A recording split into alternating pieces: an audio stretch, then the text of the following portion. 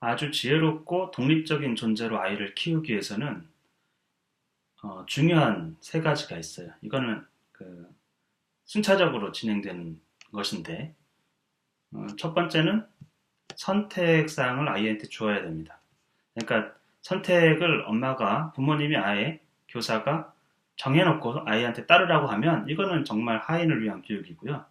선택사항을 아이가 스스로 선택하게 하는 것이에요. 첫 번째는 선택지를 많이 주는 거예요. 어린아이에게 선택지를 많이 주면, 그러니까 완전 개방된 어떤 선택사항을 주면 선택을 못하는 경우가 있어요. 그렇다고 해가지고 그 선택권을 부모가 매번 휘두르면 안 되고요.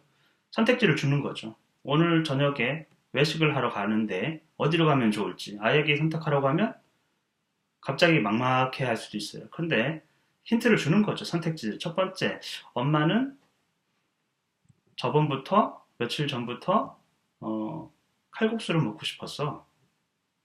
그래서 거기 갔으면 좋겠다는 의견도 있고, 두 번째는 너가 좋아하는, 예를 들면 바베큐를 먹으러 가자. 온 가족이 같이 가는 거니까 오랜만에. 세 번째는 어쩌고저쩌고 이렇게 선택지를 주는 거죠. 그리고 아이가 선택하게 하는 거예요. 선택을 미루는 아이들이 굉장히 많아요, 지금. 선택하라고 하면 엄마가 선택해, 아빠가 선택해.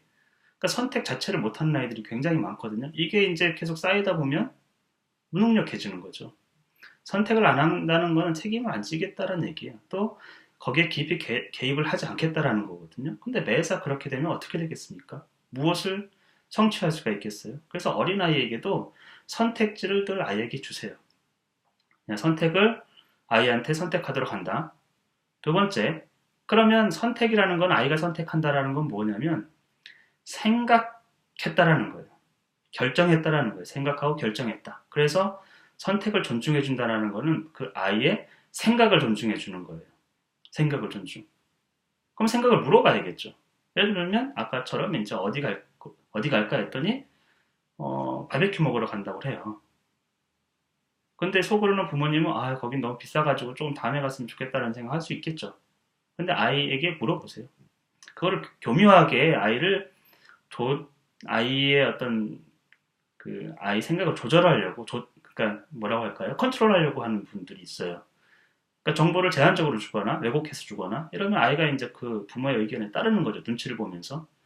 그거는 좋지 않죠. 그거는 뭐 강요하는 거나 아이 컨트롤 해가지고 선택을 일부 보면 이제 보이지 않는 강요를 하는 거잖아요. 아니면 보이는 강요를 하거나 비슷하단 말이에요. 그래서 생각을 존중해 준다라는 것은 그런 걸 좀 버리고, 아이에게 이왕에 선택지를 줬으면 그 생각을 존중해 준다. 근데 아이가 생각을 물어봐야 되는데 생각을 물어보면 별 생각이 없을 수 있어요. 그냥 뭐 엄마가 좋다고 하니까. 그러면 그거를, 야, 너 뭐 그렇게 생각해가지고 그 2번을 선택하냐? 에이, 그러면 그거 말고 그냥 우리끼리 선택하자. 이러면 안 된다는 거죠. 너가 엄마를 많이 생각하고 있었구나. 고마워. 그래서 그 짧은 생각이지만 아이가 표현한 것들, 그 생각을 존중해 줘야 돼요. 첫 번째는 선택지를 준다. 두 번째는 아이 생각, 선택에 대한 생각을 물어보고 그것을 존중해 준다. 무조건 존중해 주는 거죠. 세 번째는 이제는 같이 이제 함께 저녁 식사라든지 뭐 하잖아요. 바베큐를 먹잖아요. 근데 간혹 어떤 분들은 자기 부모의 선택지가 선택되지 않았다. 내가 원하는 게 선택되지 않았다 해가지고 가서 어린아이처럼 툴툴거려요. 맛이 없네. 저희 가는 게 더 칼국수 먹는 게 더 좋았을 걸 그랬어. 이런 부담감을 그 자리에서 주면 안 되죠. 그럼 아이는 나중에 선택을 안 하려고 그래요. 그 책임을 지지 않으려고 한다라는 거죠. 이왕에 갔으면 이건 모든 아이하고 우리가 한 공간에서 시간을 보낸다는 것은 아이에게는 굉장히 교육적인 가치를 줄 수 있는 기회거든요. 그래서 가급적이면 즐겁게 보내세요.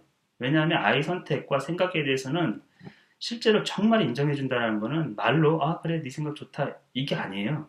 더 나아가서는 행동으로 정말 즐겁게 긍정적 피드백을 줘야 되는 거죠. 맛있었어. 생각보다 맛있었어.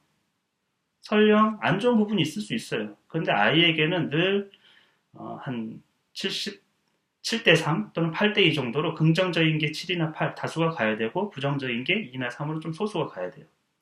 그래서 이 부정적인 게 서로 속에 있다 보면 그 부정적인 게 주가 되면 아이는 나중에 선택을 안 하게 돼요. 네. 긍정적인 걸 얘기하고 이런 부분에서는 좀 좋진 않았다. 그래도 전체적으로는 좋았다. 이런 부분으로 이제 끝내줘야 되는 거죠.